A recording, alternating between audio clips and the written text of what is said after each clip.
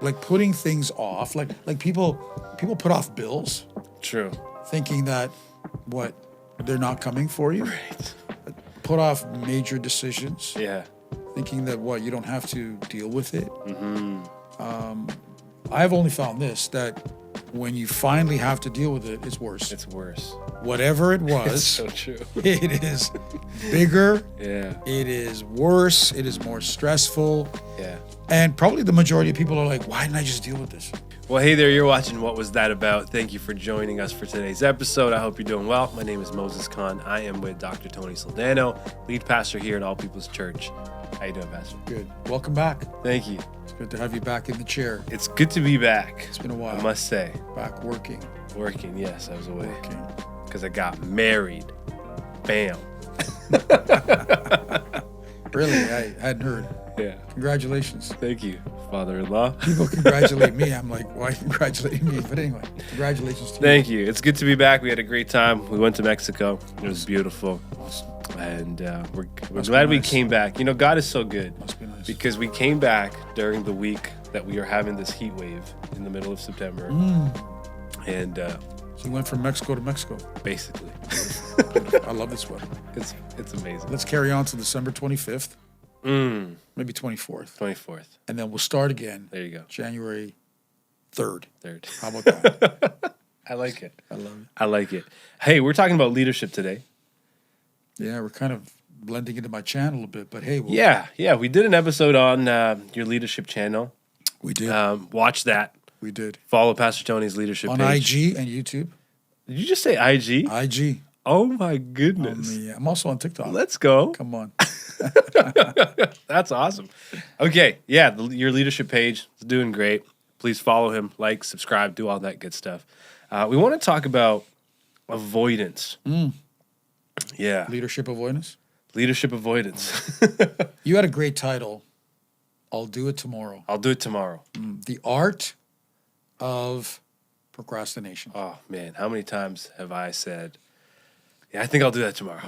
Do you think people have a degree in procrastination? Like just put it off, put it off, put it I off. think there are people. If you could probably think of people, if you don't want something done, you could think about who to go to. But you know, it never works. You notice that, like putting things off, like people put off bills, True. thinking that what they're not coming for you. Right. Put off major decisions, Yeah. thinking that what you don't have to deal with it. I've only found this, that when you finally have to deal with it, it's worse. It's worse. Whatever it It's was, so true. it is bigger. Yeah. It is worse. It is more stressful. Yeah. And probably the majority of people are like, why didn't I just deal with this? Yeah. What do you think that issue stems from? Like, what is that? Is that a character flaw? Is that a I can't see the future flaw? Is that a delayed gratification? Like, where does that stem from in your mind? Or maybe it's multiple things. You know what? I think there's multiple things, but ultimately, I really think that it comes down to fear. People are afraid of something, whether it's a confrontation, whether it's accountability. There's something, there's a trepidation Yeah. that's there that people don't want to face. And so the mechanism is I'll get to it. I'll deal with it. And that just becomes longer and longer. But there's always a day of reckoning. There's just a day where the avoidance is no longer possible. I'm glad you said that. I read this one time. There's a writer who had said that procrastination doesn't actually have to do with mismanaging your time. It actually has to do with mismanaging your emotions. What do you think about that? Huge. Well, yeah. So, for example, fear, Yeah. right? There is something that's happening in the soul. Right. And I think it is part of human nature. I think the majority of people are undisciplined, unwilling. Most people don't like confrontation, whether it's with other people or situations, self-confrontation. Yeah. So what is the easier way? The easier way is Put it off. put it off. Yeah. Yeah. And maybe eventually get to it. Yeah. Well, I think removing it from your mind, I can even go back into when I was in college and school, and I can remember there was this one friend I had, and you could always tell when he had assignments overdue because he'd be napping in the middle of the day. Wow. And it was like his coping mechanism of Goes to like, sleep? hey, I don't want to deal with this. And so I'm going to avoid it and I'm going to go to sleep so the fear doesn't like, weigh me down and is like a cloud over my head. So he goes to sleep. Wow. And it was this legit like thing, this emotional thing that he had where when he had to deal with something, he would go take a nap. And so, yeah, I think you're right. There is something happening within your soul that you're either scared of something, you're not sure of the outcome, you're not sure you can do it, you can handle this change, that causes this fear mindset or the what ifs to come into place, and you avoid it. And then sometimes I think it's you want something to be perfect. Like there's another side to that as well. Like you want something to be perfect and you're not sure you can do it Right. at that level. So then you avoid it to go, hey, you know what? I'm not even going to do it. I'm not going to touch it yet. I don't think I'm ready. Or maybe you think it'll just resolve itself. True. Or, if I wait long enough, it'll dissipate, or somebody will deal with it, or maybe it'll just go away. Right. I have found those are very, very rare. They never resolve themselves. They never go away. Yeah. Like we said earlier, they just compound. Right. They become more complex. And when you have people and scenarios on the other side of the equation, they are going to bring it up. Whether it's you're overdue on bills. Yeah. Or collectors are after you, Right. or maybe you have people that are confrontational and they need closure. Well, they're going to bring it after. They're going to call you, they're going to text you, they're going to message you, email you, and so then that creates a higher level of stress. And the truth is, Pastor Mo, these things, it's not like you avoid them and they go away. They haunt you. They speak to you. So true. They remind you. You can lose sleep over them. Yeah, they can impact your appetite, Right. your well-being, right? And until you bring it to closure, even if, can I say it this way, even if you don't resolve the issue, the fact that you have confronted the issue and maybe you've done your best to get it resolved or to come to some sort of solution, Right.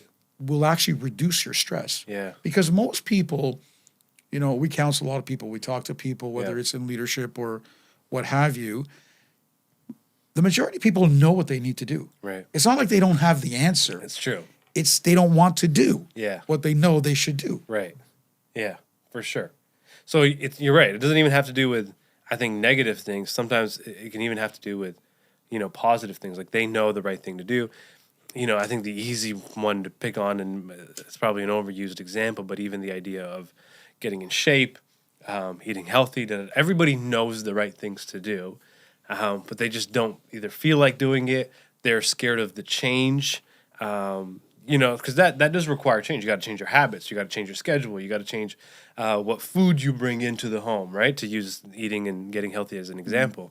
So I think even with that, there's adjustments that people have to make, and maybe they feel they're not ready for those adjustments. But I think you're right. The longer you put it off, the more it haunts you.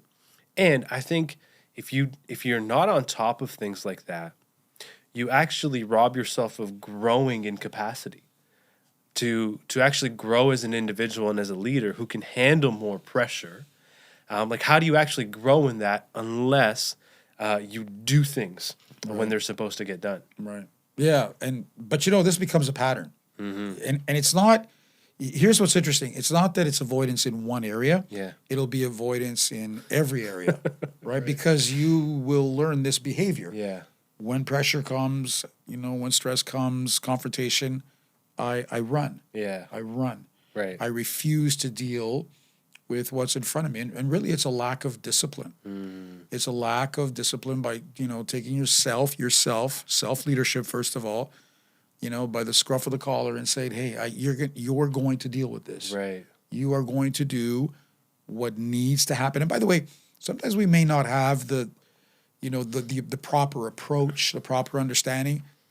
Get wisdom, get understanding, get with people, bounce things off people, get ideas and thoughts. What should I do? How should I approach this? Good.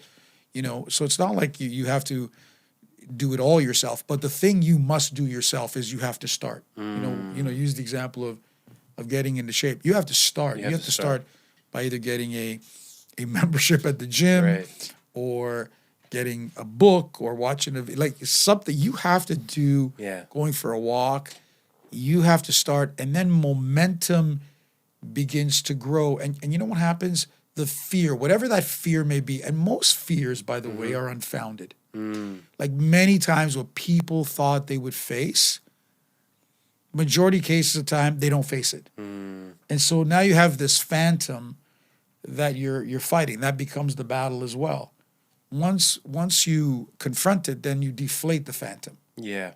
right? And then sometimes you find out, wow, I had nothing to even be concerned about. Right. It wasn't even as scary as I thought it was. Or maybe as difficult. Because here's the truth.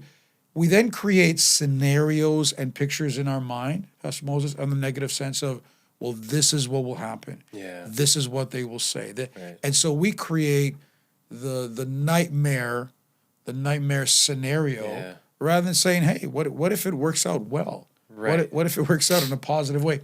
From a leadership perspective, people don't discipline people. They don't fire people. They don't correct people. Right. And so what happens? Those behaviors just grow, and it becomes toxic. It becomes a cancer. Your whole culture Yeah. is destroyed because the leader is practicing avoidance. Wow. You think it's a perspective thing? Is it, hey, they're unable to see where this is actually going to end up? Or if they don't actually do something about it, where it could end up? So, for instance, it's like, firing somebody. Is it, hey, I lack perspective to see how this individual who maybe lacks competence or maybe is toxic to the culture of the company, I can't see, I don't have perspective to go, hey, how is this going to impact our company in 5 years or 3 years or, 1 year or whatever? Do you think it's that? You mean in a good way or in a poor way? In both. Okay. Right? So it's like, I'm avoiding this conflict of firing this individual. So lack of vision, lack of... Right? Or in the positive, it's like, I can't see how this is actually going to impact the company, the morale, and the rest of it. It's funny. In those scenarios, when people deal with what has to be done, Yeah. the number one thing they say to themselves and others is, I should have done this a long time ago. Wow. I regret not dealing with this individual or dealing with this situation.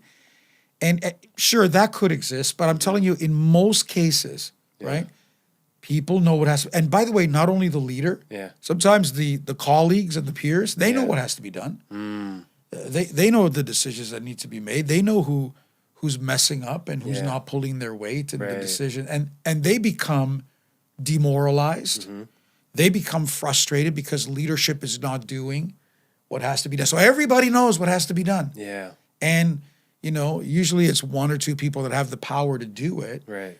And if they're unwilling, then it impacts the whole lump. It impacts everybody. So I would say, sure, that could exist. But I'm telling you, in most cases, it's just this unwillingness to deal with, painful situations, ugly situations. Right. And so here again, here's what's interesting. People would rather live with the long-term pain of keeping avoidance around than the short-term pain. Yeah. If you ever dealt with a child, they get hurt.